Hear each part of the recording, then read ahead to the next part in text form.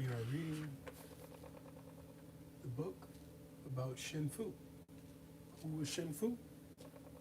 Shen Fu was a human being born and raised and lived a long time ago. And so, Shen Fu, Six Records of a Floating Life is the publication, and we're reading by candlelight. And the reading will be done by candlelight because of the nostalgia that most of us have not experienced because of modern technology. So, I read the back of the book. Six Records of a Floating Life, 1809, is an extraordinary blend of autobiography, love story, and social document written by a man who was educated as a scholar but earned his living as a civil servant and art dealer. In this intimate memoir, Shen Fu recounts the domestic and romantic joys of his marriage to Yun, the beautiful and artistic girl he fell in love with as a child. He also describes other incidents of his life, including how his beloved wife obtained a courtesan for him, and reflects on his travels through China. Shen Fu's exquisite memoir shows six parallel layers of one man's life, loves, and career, with revealing glimpses into Chinese society of the Qing dynasty. This lyrical translation conveys all the descriptive immediacy of the original. The introduction describes the ways in which the book offers a unique insight into family life, government, and the powerful role of the courtesan in 19th century China. This edition also includes a chronology, maps, and notes. All right, I'm just drinking a little hot water. So we're going to start our reading tonight in chapter 3. Chapter 3 is titled The Delights of Roaming Afar. So, I want to welcome you all, and we'll begin our reading, chapter 3. I should have looked at to see what page.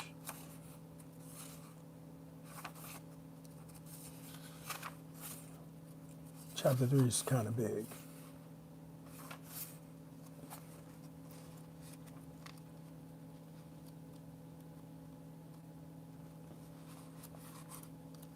And I had this all worked out before I started. Okay. It's going to be okay. Let's just get into it. My wife gave me this little thumb majigum to hold the book open. But we're going to do it the old-fashioned way. Let me just get another little drink of hot water before we start. All right. So thank y'all for tuning in. And chapter 3, like I said, the title, oh, no wonder I'm in chapter 4. How you like that? All right, here's chapter 3. So, chapter 3 is titled, The Sorrows of Misfortune. Why are there misfortunes in life? There are usually the retributions for one's own sins. But this was not so with me. I always have been friendly, frank, and open, and kept my word to others. But these qualities only become the reasons for my troubles. My father, the Honorable Chia Fu, was also a most generous gentleman, anxious to help those in trouble, to assist anyone in need, to marry off others' people's daughters, and to bring up their sons. There are countless examples. He spent money like dirt, most of it for other people. When my wife and I were living at home, we could not avoid pawning our belongings if we had unforeseen expenses at first. We somehow found ways to make ends meet. But later, we were always in need. As people say, without money, you cannot both run a household and mix with friends. First, our circumstances aroused talk amongst local gossip, and later scorn from our family. The ancients were right. Lack of talent in a woman is a virtue. Although I was the eldest son in the family, I was the third child, and so at first everyone called Yoon third lady. Later, however, they suddenly started calling her third wife. It began as a joke, but then became usual practice, so that everyone, from the elders to the servants, was calling her third wife. I wonder, was this the beginning of the disagreements in our family? In 1785, I was working for my father at the Haining government offices. Yoon usually enclosed notes to me in letters from home. So one day my father said to me, "Since your wife can handle brush and ink, she can write your mother's letters for her." But sometime later, there was some gossip at home, and mother suspected Yoon of writing something improper about it in one of her letters. After that, she did not let Yoon take up the brush for her. When father noticed that later letters were not in Yoon's handwriting, he asked me whether she was ill. I wrote and asked her about it, but Yoon did not reply. After a while, father grew quite angry about this and said to me, "Apparently your wife will not condense to write letters for your mother."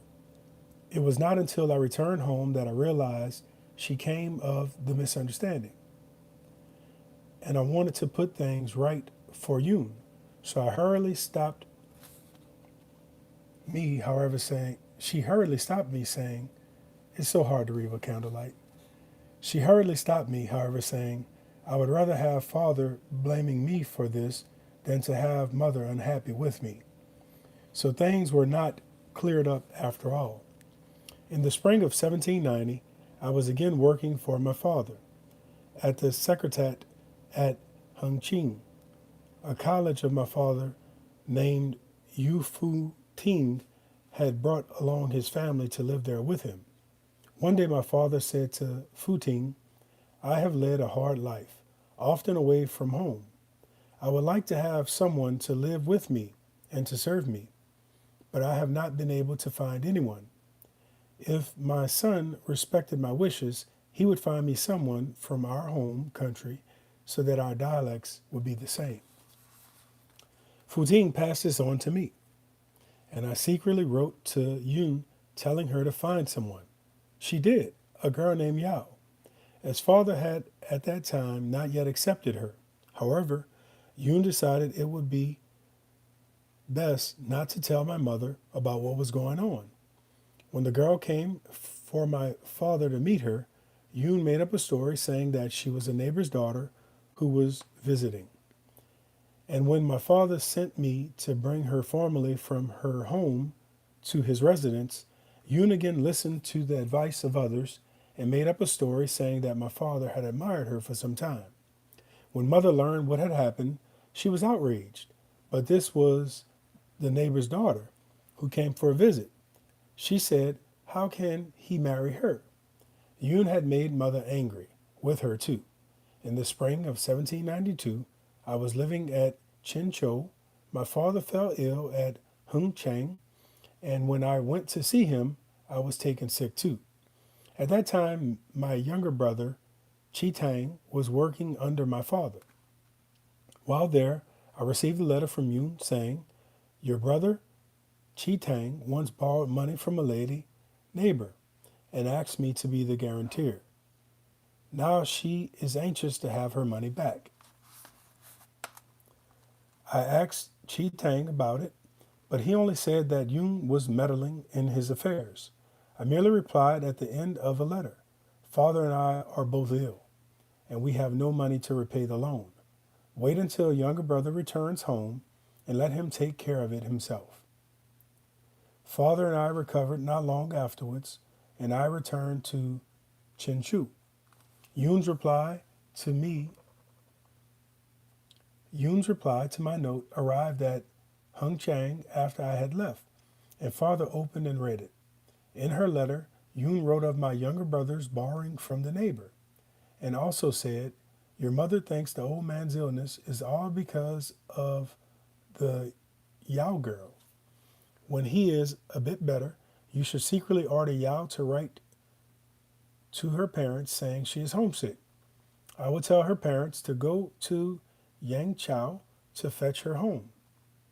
This way, both sides can disclaim responsibility for her departure.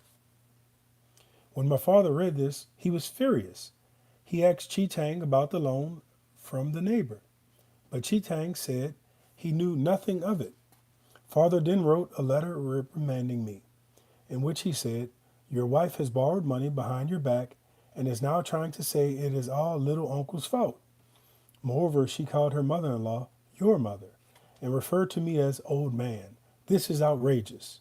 I have already sent a message with a letter back to So Chow ordering that she be expelled from the house.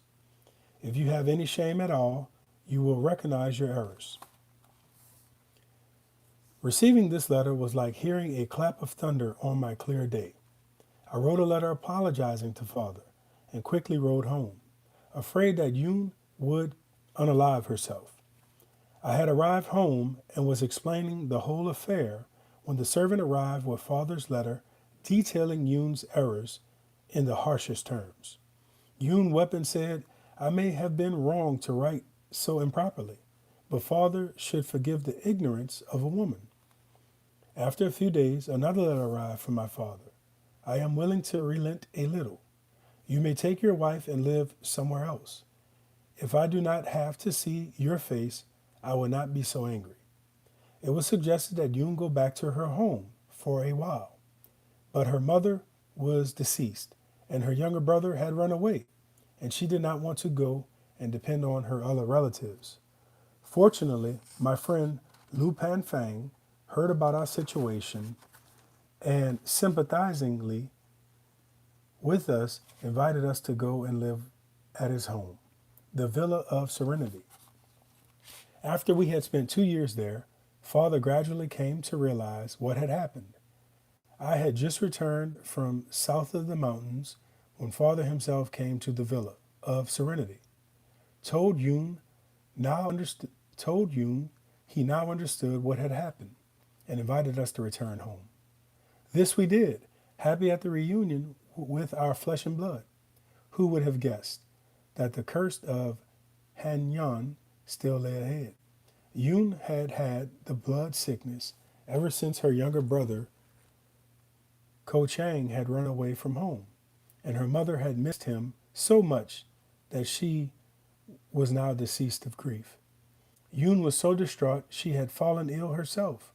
From the time she met Hangyan, she passed no blood for a year, and I was delighted that Yoon had found such a good cure in her friend. When Han Yuan was snatched away by an influential man who paid 1,000 golds for her and also promised to take care of her mother.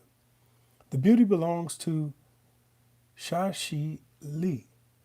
I had learned of all this but had not dared to say anything to Yoon. So she did not find out about it until one day when she went to see Han Yoon. She returned home and said, "I had not thought Han's feelings could be so shallow." "Your own feelings are too deep," I said. "How can that sort of person be said to have feelings?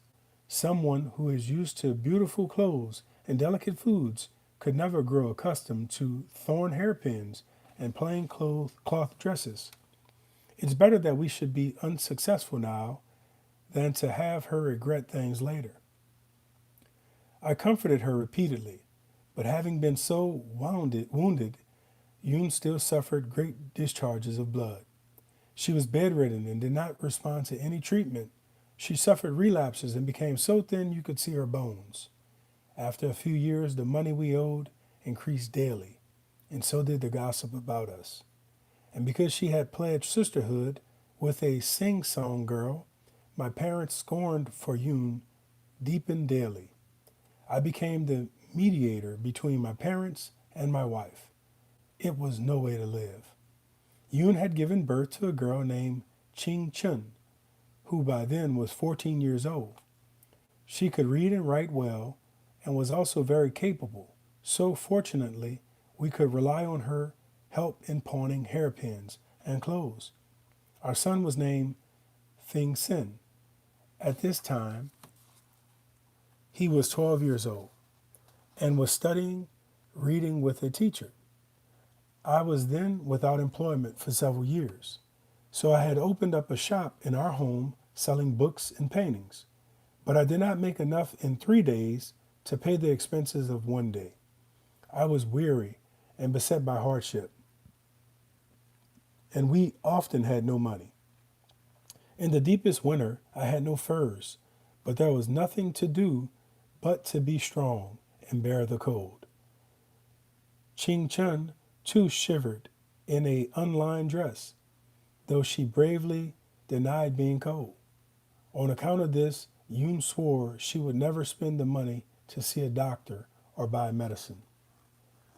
Once during a period when Yoon was able to get out of bed, it happened that my friend Chao Chun had just returned from Prince Fu's secretariat and wanted to hire someone to embroider the Heart Sutra for him.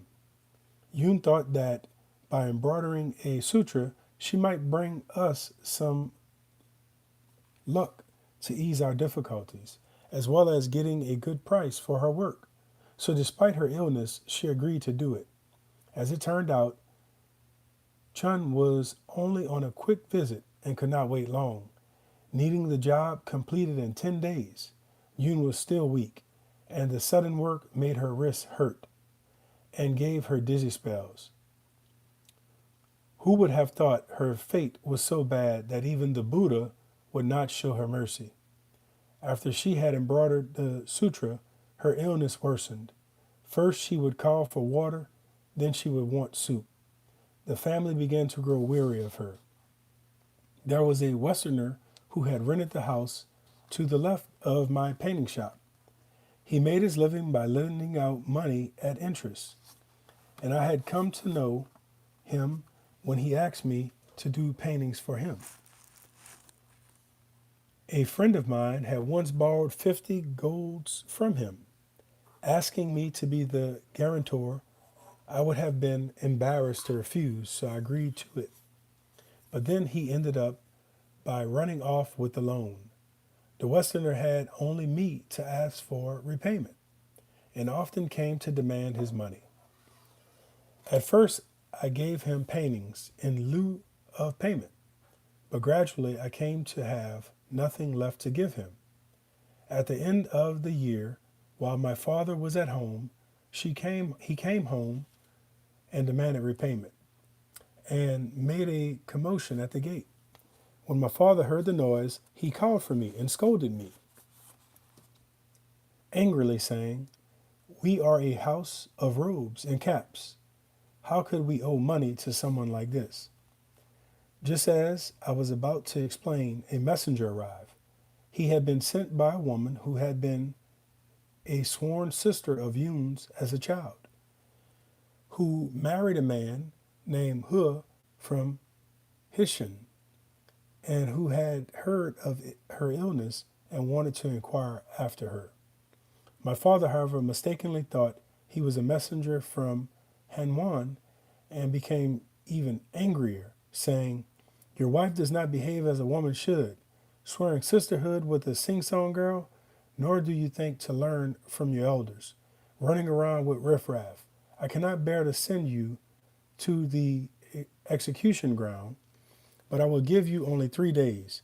Make plans to leave home and make them quickly. If you take longer, you will lose your head for your disobedience." When Yoon heard this, she wept and said, "It's all my fault that father is so angry.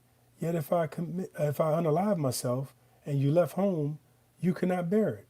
And if I stayed here while you left, you could not stand it. Go secretly and tell the messenger from the hoods to come here. I will force myself to get out of bed and talk to him."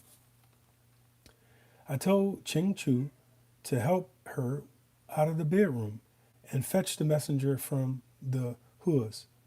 "Did your mistress send you here especially?"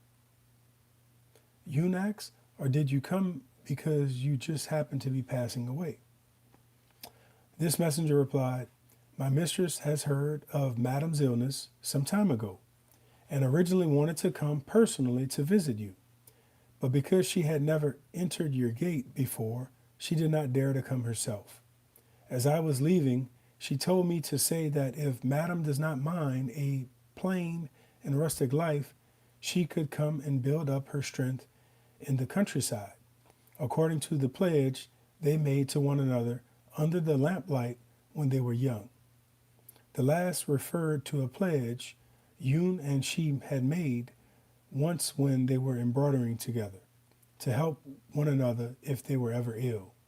So Yoon told him to go home quickly and asked his mistress to send a boat for us secretly 2 days later. After he left, Yoon said to me, "Sisterhood is closer to me than my own flesh and blood. If you don't mind moving to her home, we can go there together. I am afraid we won't be able to take the children with us, though we are certainly cannot leave them here to trouble our parents. We will have to make arrangements for them in the next 2 days."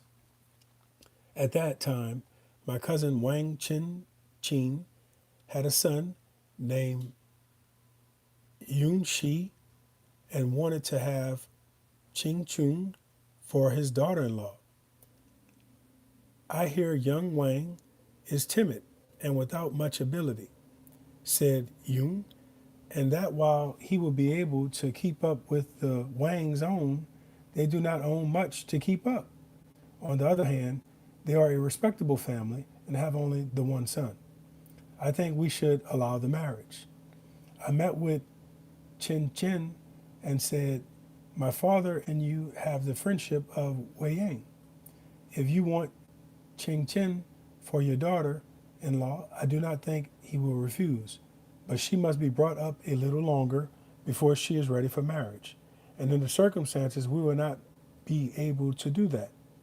After my wife and I have gone to Hishan, how would you feel about going to my parents and asking for her first to be your child daughter-in-law?"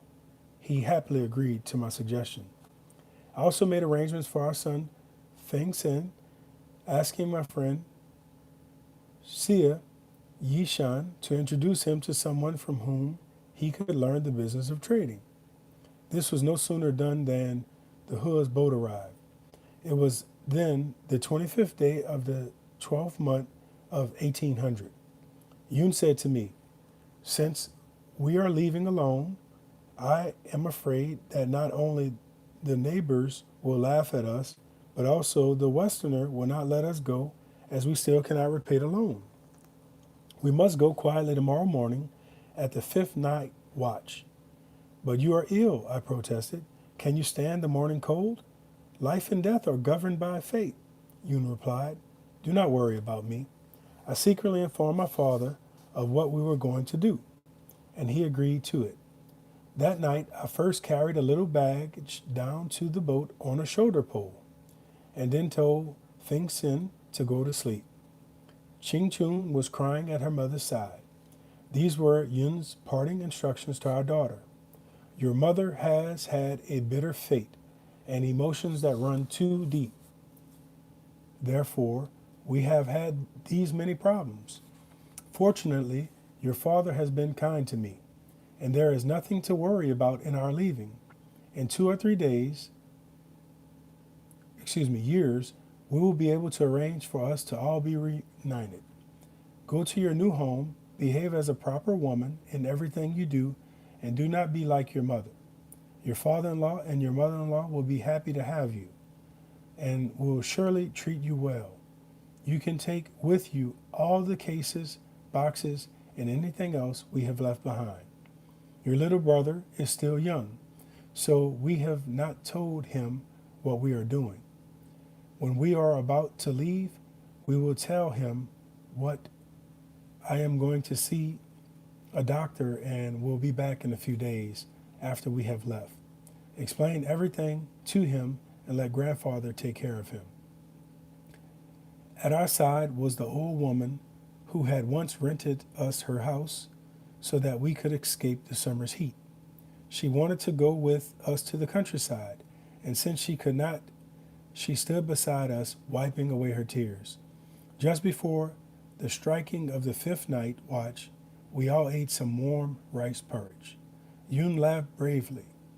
Once it was rice porridge that brought us together, she said, and now it is rice porridge that sends us away. If someone wrote a play about it, he could call it The Romance of the Rice Porridge. Feng Sen heard her talking and woke up, saying sleepily, "What are you doing, mother?" "I am going to see a doctor," Yun replied. "Why so early?" "Because it is far away. You and your sister should stay home and be good. Do not make grandmother angry. I am going with your father and will be back in a few days." As the cock crowed 3 times, Yun, with tears in her eyes and her arm around the old woman, was just opening the back door to go out when Feng Sen cried loudly, "Yi! My mother is not coming back." Ching Chung feared he would awaken others, so she quickly covered his mouth with her hand and comforted him. By this time, Yun and I felt as if we were being torn apart, but there was nothing more we could say. We could only tell him not to cry. After Ching Chung shut the door, Yun was able to walk only about a dozen steps from our lane before she was too tired to go any further. We continued with me carrying Yun on my back and the old woman holding up the lantern. We had nearly reached the boat when we were almost arrested by a night patrolman, but fortunately the servant woman told him that Yun was her daughter, who was ill, and that I was her son-in-law. When the boatmen, who all worked for the Hua family, heard us talking, they came to meet us and helped us down to the boat. After we cast off, Yun finally burst out crying and weeping bitterly. After this separation, mother and son never saw each other again. Hua was named Ta Ching, and he lived facing the mountains at Tung Kao Shan in Wuxi. He farmed the land himself and was very simple and sincere. His wife, Yun's sworn sister, was from the Si family. It was early in the morning of that day before we arrived at their house. Madame Hua had been waiting for us by the gate, and when we arrived, she led her 2 small daughters to the boat to greet us. Everyone was very happy to see us. Yun was helped ashore, and we were treated very hospitably. After a while, the neighbors' wives burst into the room along with their children and stood around Yun, looking her over. Some asked her questions, some offered her condolences, while others whispered to one another, all filling the house with the sound of their chatter. Yun told Madame Hua, "Today I feel just like the fishermen who wandered into Peach Blossom Spring." "Please don't laugh at our country folk," replied Miss Hua. "That which they seldom see, they consider most wonderful." Thus we settled down to pass the new year only 20 days after we arrived. By the festival of the first moon, Yun was starting to be able to get up and around. That night, as we watched the dragon lanterns on the threshing floor, her spirits began to revive. I then began to feel at peace myself and decided to talk our situation over with her. We have no future living here," I said, "but we are too short of money to go anywhere else. What do you think we should do?" "I have been thinking about this too," said Yun. "Your elder sister husband, Fan He Lai, is now chief accountant at the Chin Chang Salt Office. 10 years ago, when he wanted to borrow 10 golds from you, we did not have the money, and I pawned my hairpins to get it. Do you remember?" "I had forgotten. I hear Ching Chang is not far away. Why don't you go and see if he can help us?" I did as she suggested. At the time, it was very warm, and I felt the heat, even dressed only in a woolen gown and a worsted short jacket. This was the 16th day of the first month of 1801. That night, I spent at an inn at Hishan where I rented bedding. The next morning, I took a boat for Chen, but the winds were against us, and there was a continuous drizzle. By the time we reached the river mouth at Changyin, the spring cold was cutting me to the bone. I bought some wine to ward off the cold, but that exhausted my purse. All night I tried to decide whether I should sell my undergarments to get money for the ferry. By the 19th, the north wind was stronger and the snow was deeper everywhere. I could not hold back bitter tears. Alone, I worked out lodging and ferry expenses and did not dare to buy any more to drink.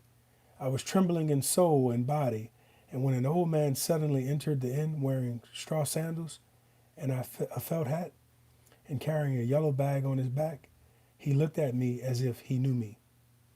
"Aren't you Sao from Taichu?" I asked. "I am," he replied, "and if I were not for you, I would be lying dead in a ditch by now. My little girl is well, and she often sings your praises. What a surprise to meet you today. What are you hanging about here for?" Now, when I was working in the government offices at Taichu, there was this same Sao, a poor man with a beautiful daughter who had already been betrothed. But then a man of some influence had loaned him money in a plan to obtain his daughter, and it had all led to legal proceedings. I had helped protect them and send his daughter back to her betrothed. In his gratitude, Sao had volunteered as a servant at the Yamen and kowtowed to me, and I had come to know him. I told him how I had been going to see my brother-in-law and had run into the snowstorm. "I am heading that way myself," Sao said. "If the weather clears tomorrow, I will take you there." Then he took out money to buy wine and was most courteous to me. On the 20th, as soon as the monastery morning bells began to ring, I heard the ferryman shout by the river mouth. I got up in a hurry and called to Sao to come along. "Don't be in such a rush," he said. "We should eat our fill before boarding the boat." Then he paid for my room and my meals and took me off to buy something for breakfast. I had been delayed for days and was anxious to get across on the ferry, so I did not feel like eating, but I forced down 2 sesame cakes, and we boarded the boat. The river wind cut through our garments like an arrow, and soon I was trembling in all 4 limbs. "I hear a Chang Yin man has hung himself in Ching Chang," said Sao, "and that his wife was chartered this boat to go there. We have to wait for her before we can cross." I had to wait until noon before we cast off, still hungry and fighting the cold. By the time we reached Ching Chang, the smoke of evening cooking fires was rising on all sides. "There are 2 yamen at Ching Chang," said Sao. "Is the man you are visiting at the one inside the wall or the one outside the wall?" Staggering along behind him, I confessed I did not know. "Then we might just as well stop here for the night," Sao said, "and go to look for him tomorrow." My shoes and stockings were filthy with mud and wet through, so at the inn that night I asked to dry them by the fire. I gulped down a meal and fell into an exhausted sleep, however, so that by the time I awoke the next day, my stockings were half burned. That morning, Sao once again paid for my room and board. We arrived at the yamen inside. The wall to find Hui Light had not yet got up, but on hearing that I had arrived, he threw on some clothes and came out. Seeing the strait I was in, he was very upset. "What calamity has brought you here?" he asked. "Just a moment," I said. "First, have you got 2 goals you can loan me to repay the man who brought me here?" Halai gave me 2 barbarian cakes, and I offered them to Sao. He was determined to refuse them, but he finally accepted one and left. I then told Halai everything that had happened and why it had come. You and I are relatives by marriage, he said, and even if there were no old debt, I should do everything I could for you. But unfortunately, our seagoing salt boats have just been taken by pirates. We are now trying to straighten out the accounts, and I have no means of finding the money. The best I could do would be to give you 20 coins of barbarian silver to repay the debt. Would that be all right? I had not any extravagant hopes to begin with, so I accepted. I stayed on 2 more days, but when the sky cleared and the weather turned warmer, I made plans to go back. Returning to the Huz on the 25th, Yoon asked whether I had run into the snow, and I told her about my ordeal. When it snowed, I thought of you. Had already reached Chang, she said sadly, but you were still held up at the river mouth. You were lucky to run into old Sao. It's true that heaven watches over the good. Several days later, we received a letter from Chin Chun telling us that Yi Shan had already found Feng Sin a job in a shop. Chin had asked permission of my father, and on the 24th day of the first month had taken Chin to his home. Our children's affairs seemed well in order, but we were still sad at being parted from them. By the beginning of the second month, the sun was warmer and the wind less strong, and with the money I had got at Ching, I made some simple preparations to visit my old friend Hu Kin Tang at the Hanchang Salt Bureau. There was a tax office there where I succeeded in obtaining a position as a secretary, after which body and soul were a little more settled. In the 8th month of the next year, 1802, I received a letter from Yun saying, "My illness is now completely cured. I don't think it is a good idea for me to live and board indefinitely at a home where I have neither relatives nor friends. I would like to join you at Hanchang and see the glory of Ping Mountain." After receiving this letter, I rented a house of 2 spans facing the riverside outside the Xingchun Gate at Hangchang and went myself to the Huz to fetch. Yun, Madame He presented us with a child servant called Ah Shang to help with housework and meals, and we agreed that one day we should all be neighbors. By this time, it was already the 10th month and bitterly cold on Ping Mountain. So Yun and I decided not to go there until spring. With Yun recovered, we were happy again and full of hope that we could reunite our family.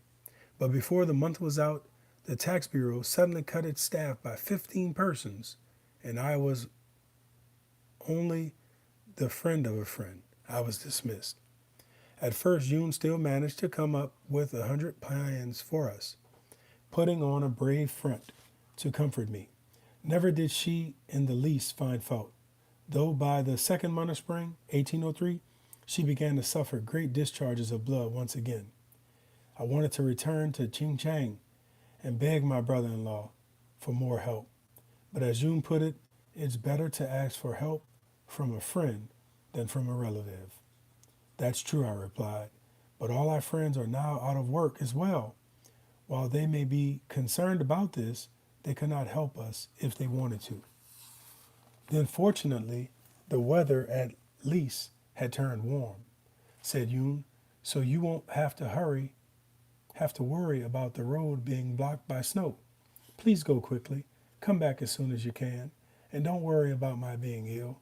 If anything were to happen to you, my sins would be even heavier.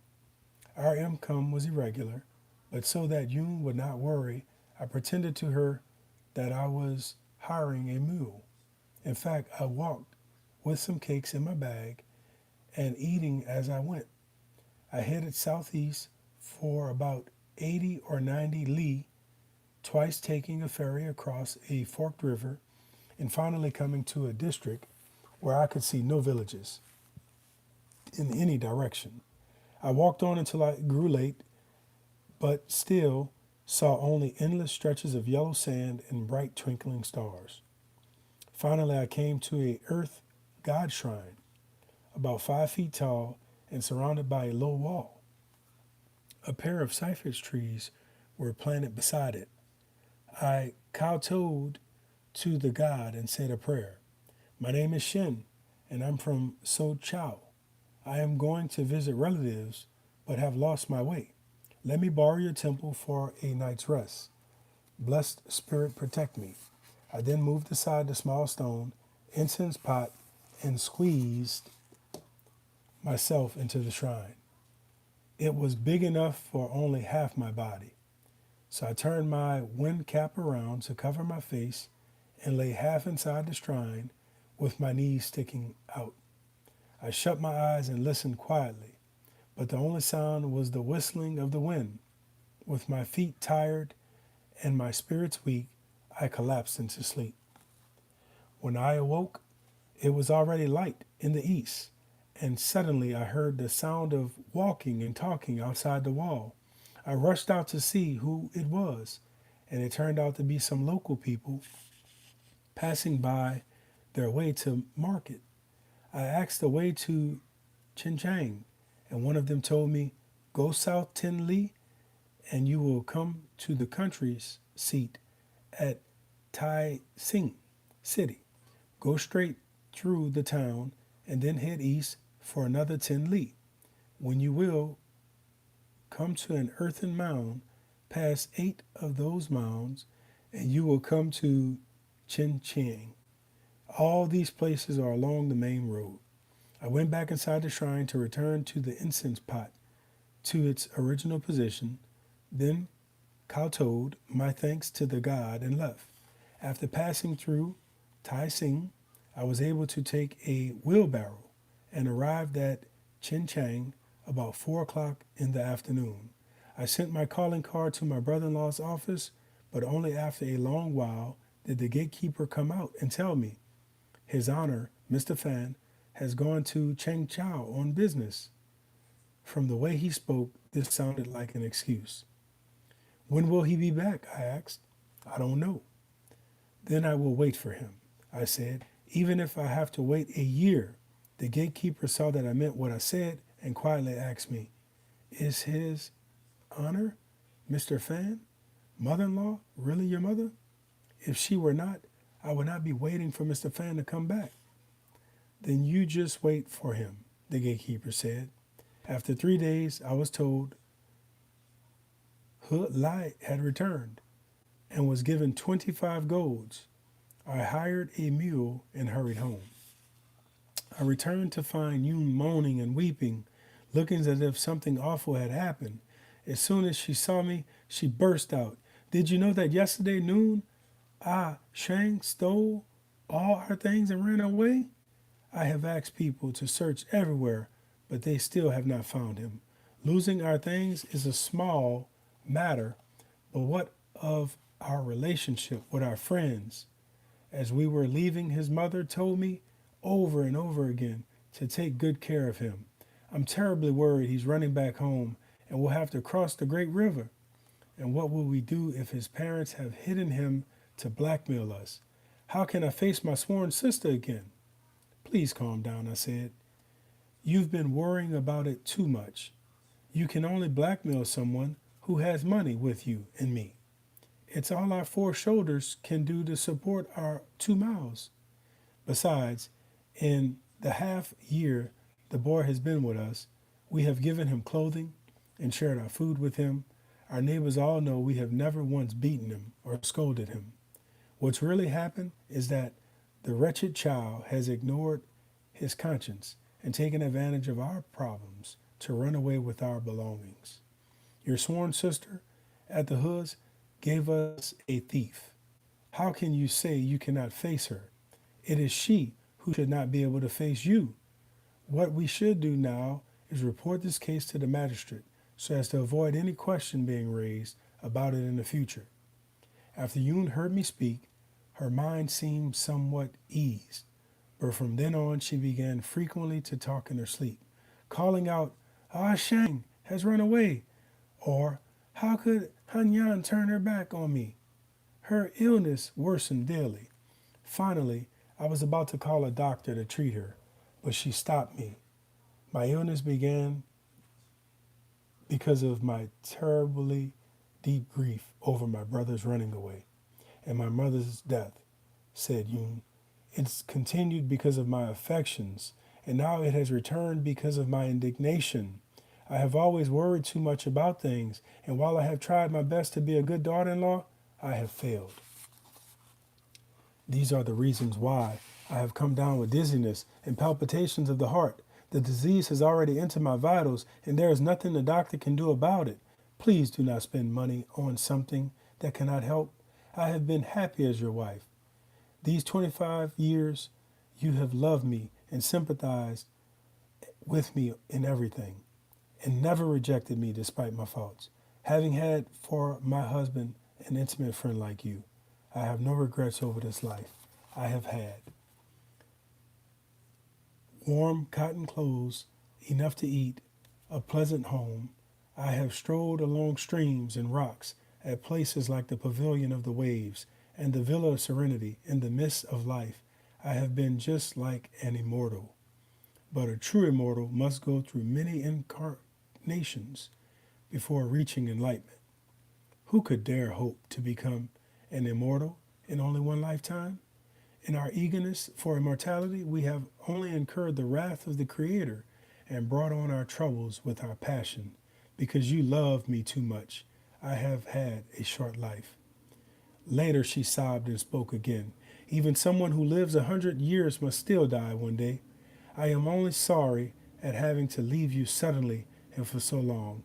Halfway through our journey, I will not be able to serve you for all your life, or to see Feng Sin's wedding with my own eyes. When she finished, she wept great tears.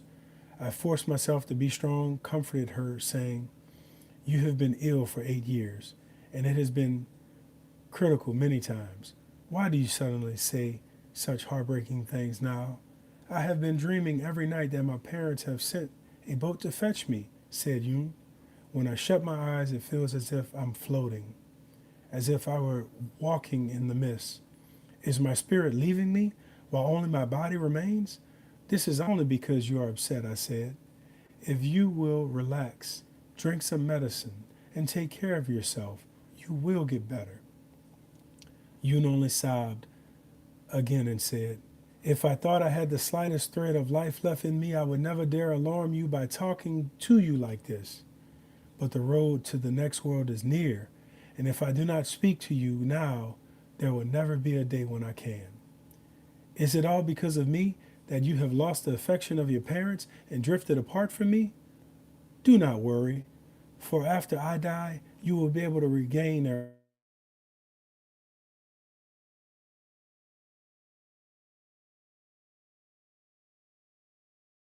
heart. And when I die, should return to them quickly. If you cannot take my bones home, it does not matter if you leave my coffin here for a while until you can come for it.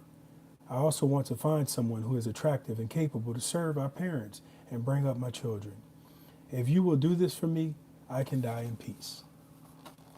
When she had said this, a great sad moan forced itself from her as if she was in agony of heartbreak.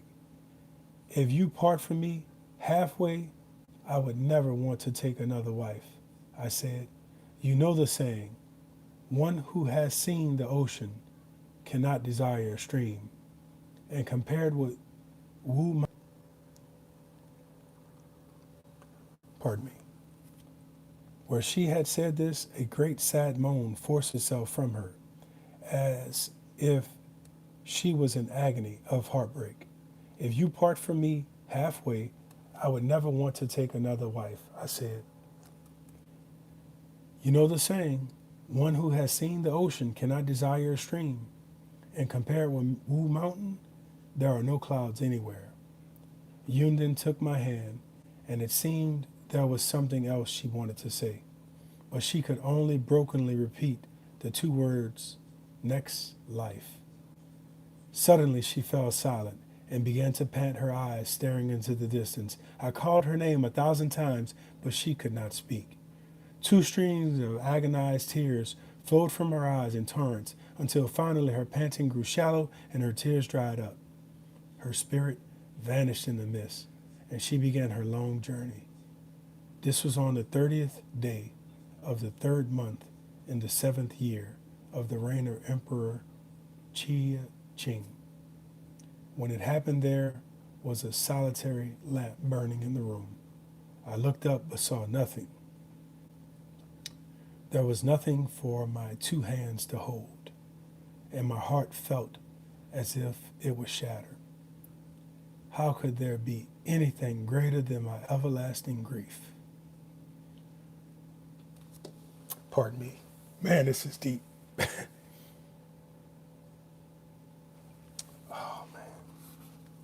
Sorry about that. I haven't read this book before.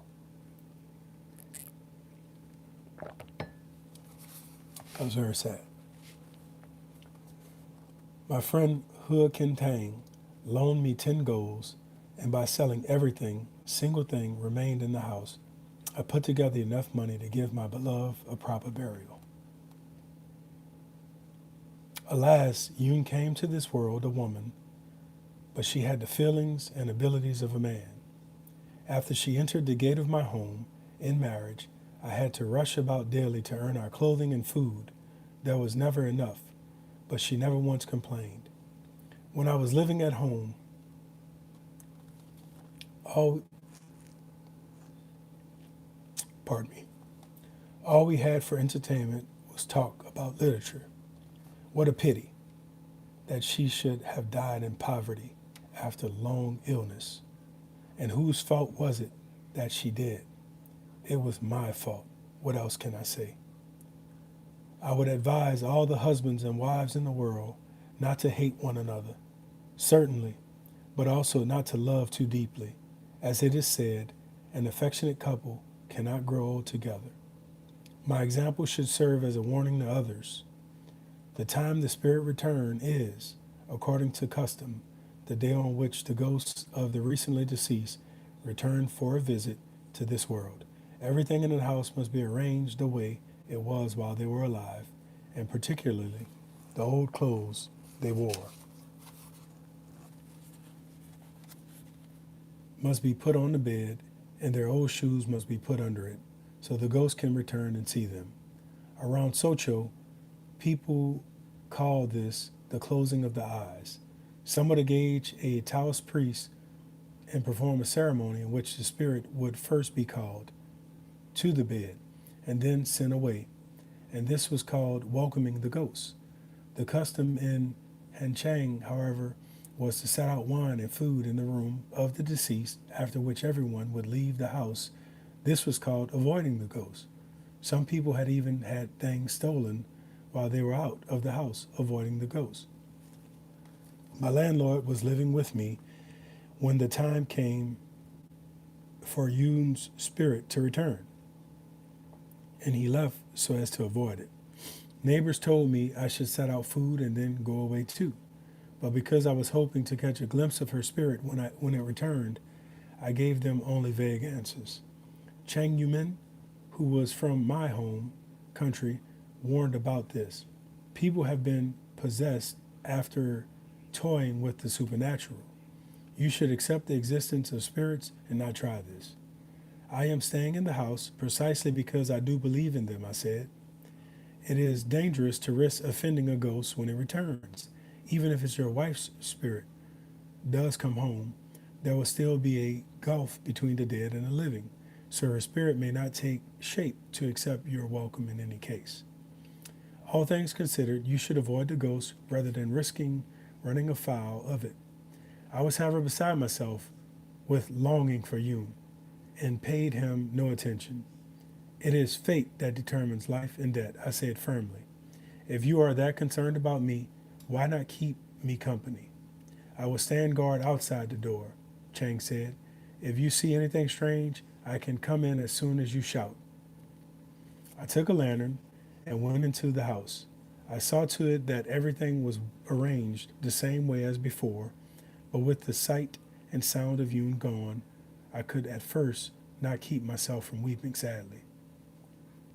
Yet I was afraid that tears would blur my vision and keep me from seeing what I wished to see. So I forced him back, opened my eyes, and sat down to the bed to wait. I touched Yoon's old clothes and smelled fragrance of her still lingering in them.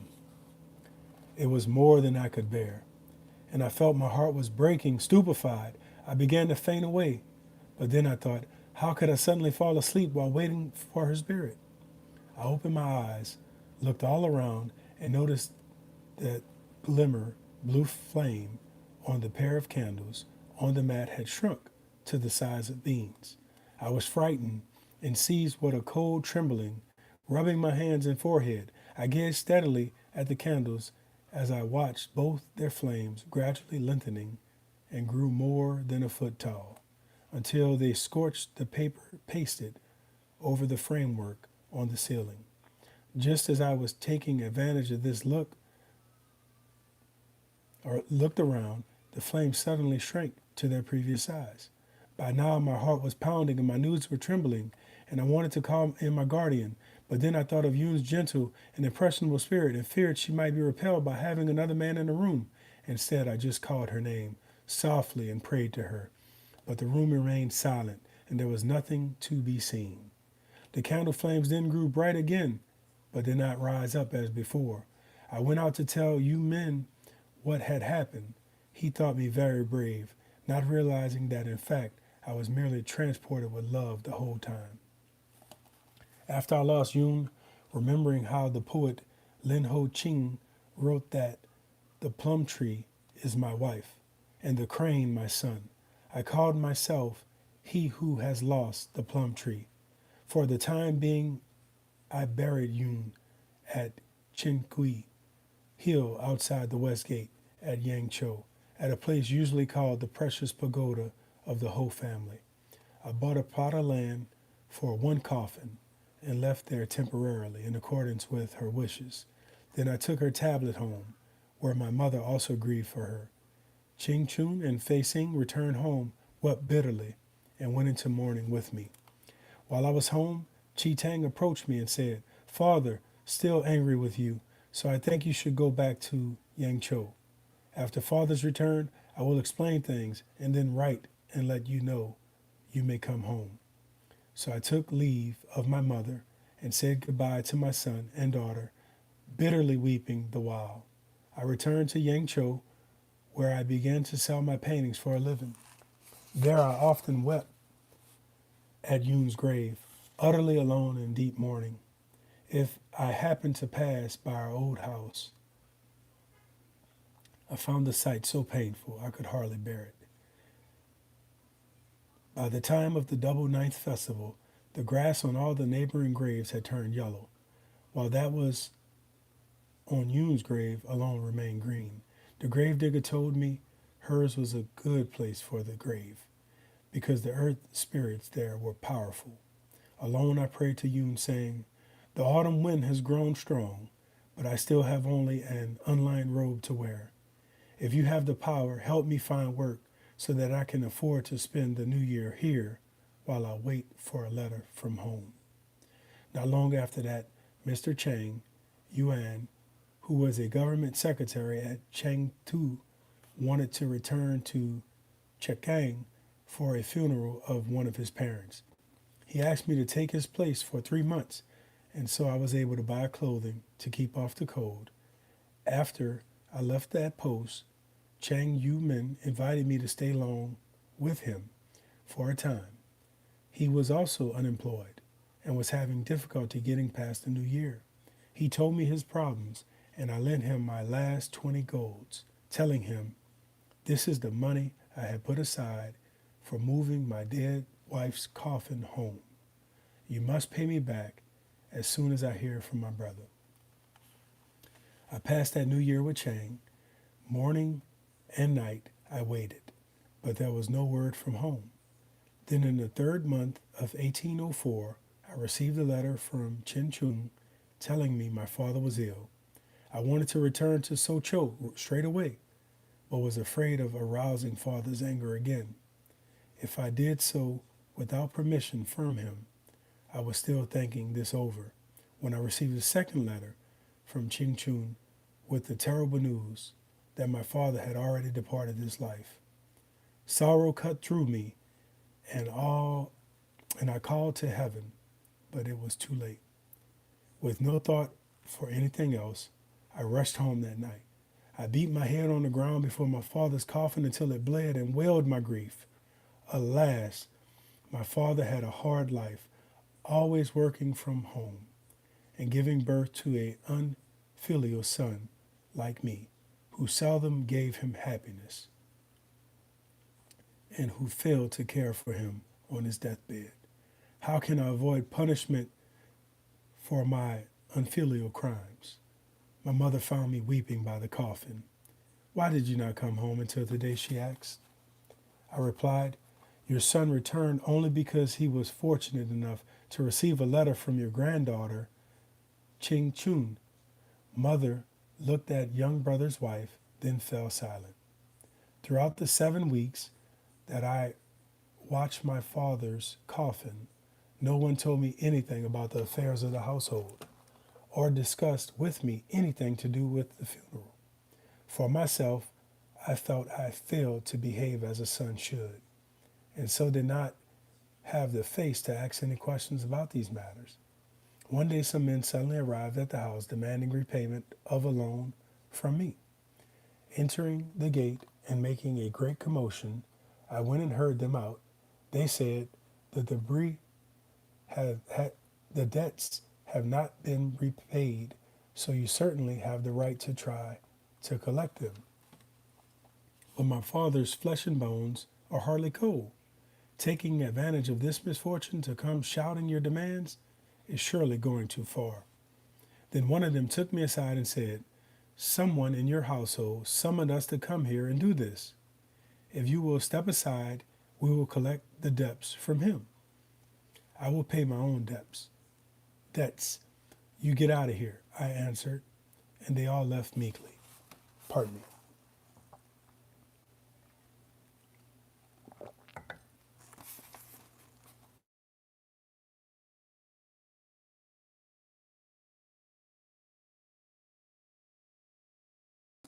I, your elder brother, have been unfilial.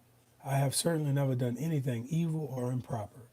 If you think I have come home just to claim my inheritance, you should know I have not inherited the slightest thing. My hurrying back for the funeral was simply fulfilling my duty as a son. How could you possibly think I wanted to fight about an inheritance? A man's honor lies in being able to stand on his own 2 feet. I returned with nothing, and I will leave with nothing. Having spoken the turn, I went back to my father's coffin, where I lost control of myself and wept loudly. I then kowtowed in farewell to my mother and went to tell Ching Chu that I was leaving to search for Chi Sung Su deep in the mountains. Just as Ching Chung was trying to talk me out of this, 2 friends of mine, the brothers of Se Nanshua, whose literary name was Tan An, and He Sia Fing Dai, whose literary name was Yi Shan, came looking for me.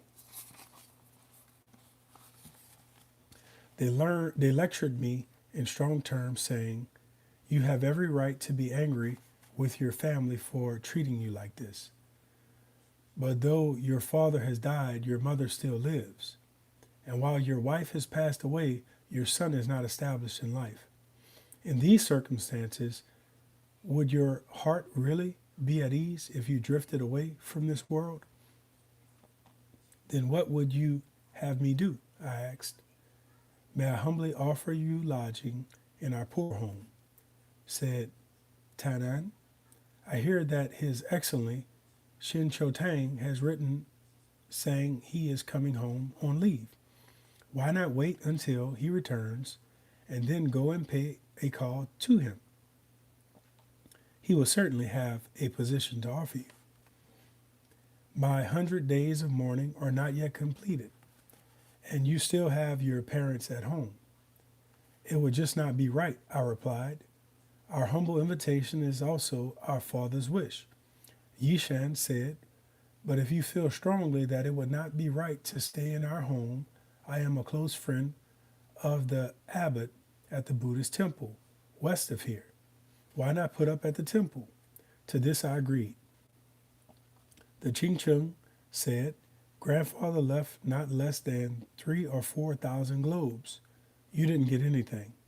So how can you not at least take your own traveling bag with you? I'll take it myself to the temple where you will be staying. And thanks to Ching Chung, in addition to my traveling bag, I also ended up with several things. My father had left books, ink stones, and brush holders. The monks at the temple settled me in the pavilion of great mercy. The pavilion faced south, and to its east was a Buddha. I occupied the pavilion's westmost room, which had a moon window and was directly opposite the shrine, the room where pilgrims would normally have had their vegetarian meals. Near the door there was a very martial-looking statue of Quan Kun holding a sword. In the center of the country, there was a ginkgo tree as big around as the span of 3 arms of men. Its shadow completely covered the pavilion, and in the quiet of the night the wind blew, blowing through its branches, sounding like the roaring of an animal. Yishan often came to drink with me, bringing wine and fruit, and on one visit he asked me whether I was frightened by the wind at night, when I could not sleep. All my life I have been honest and free of evil desires, I replied. What have I to be afraid of? I had not lived there long before it began to rain heavily, pouring night and day for more than 30 days. At the time, I was worried about a branch might break off the ginkgo tree and smash through the roof, but I relied on the protection of the gods, and in the end came to no harm. However, countless walls and houses did collapse in the flood, and the young rice was washed out all the fields nearby.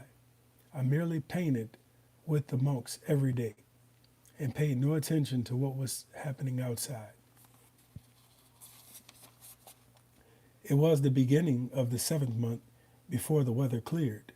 Yishan's father, whose style was Chung Sang, went to Chengming. That month on business, I went with him to take care of his books and got 20 golds for my service. I returned just as my father was to be buried.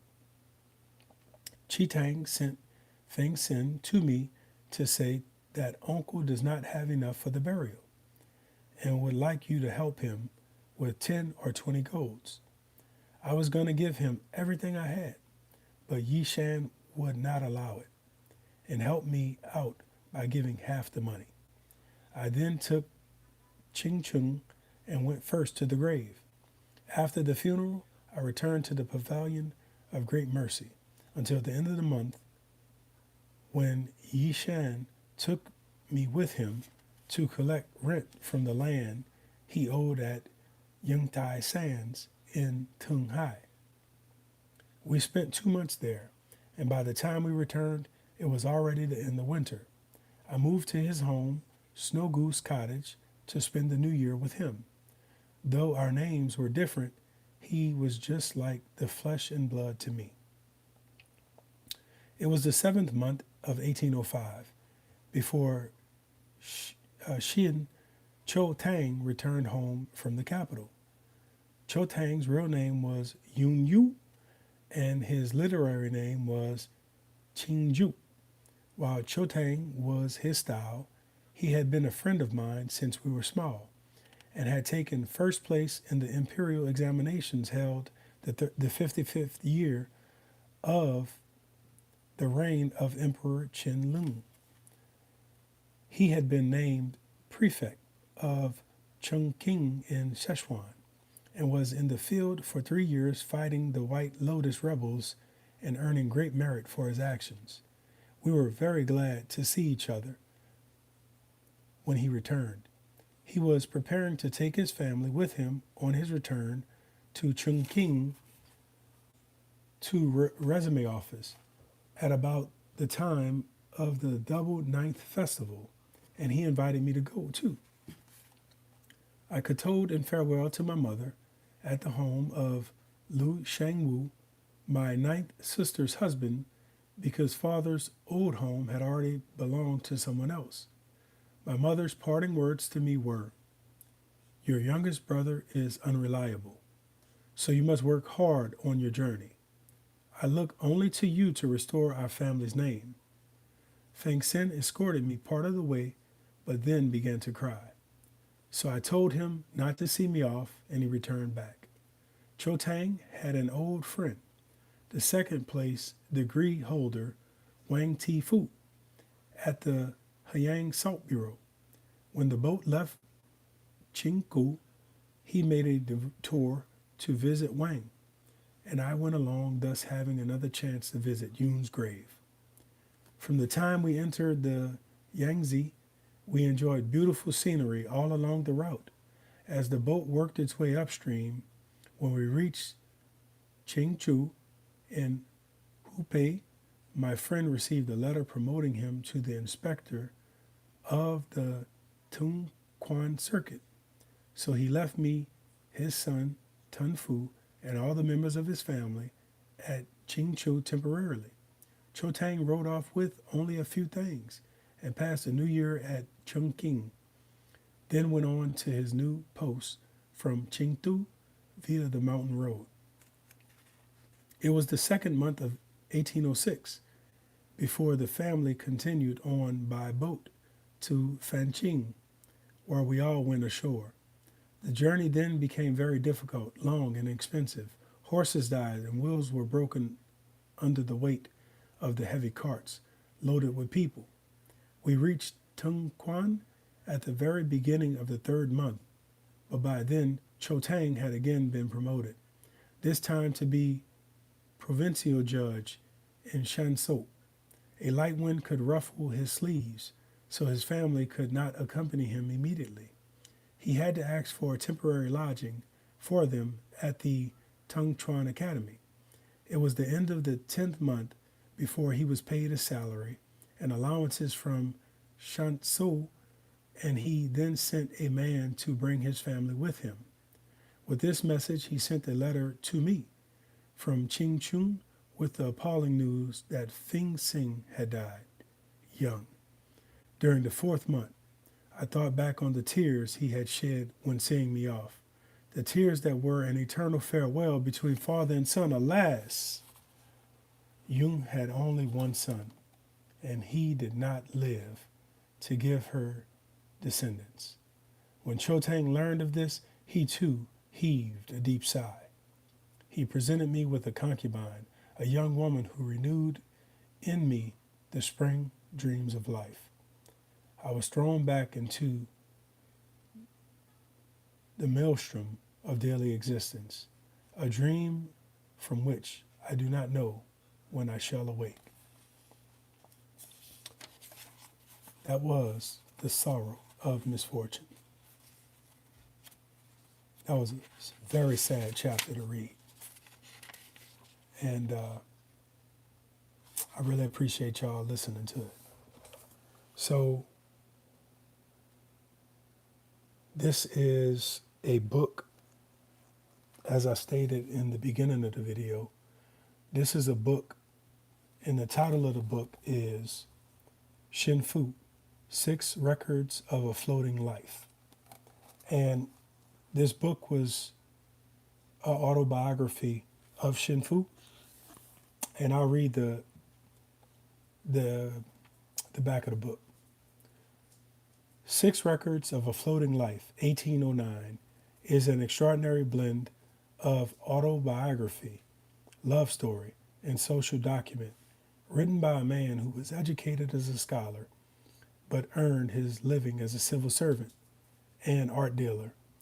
In this intimate memoir, Shen Fu recounts the domestic and romantic joys of his marriage to Yun, the beautiful and artistic girl he fell in love with as a child. He also describes other incidents of his life, including how his beloved wife obtained a courtesan for him, and reflects on his travels through China. Shen Fu's exquisite memoir shows 6 parallel layers of one man's life, loves, and career, with revealing glimpses into Chinese society of the Qing dynasty. This lyrical translation conveys all the descriptive intimacies of the original. The introduction describes the ways in which the book offers a unique insight into family life, government, and the powerful role of the courtesan in 19th century China. This edition also includes a chronology, maps, and notes. So I just read chapter 3, and I'll give you my summation of chapter 3. So chapter 3 was very sad. The title of it was The Sorrows of Misfortune. And in this chapter, Shen Fu just relates a lot of the family trouble that he had. And he also relates the misfortune of losing the love of his life. And it was a little bit emotional trying to read that. But also, even more news, his father is deceased and his son is deceased too. So it's a very, very emotional chapter, very sad chapter. But tomorrow, maybe, possibly, we're going to start reading chapter 4, The Delights of Roaming Afar. So that'll conclude our reading of Shen Fu.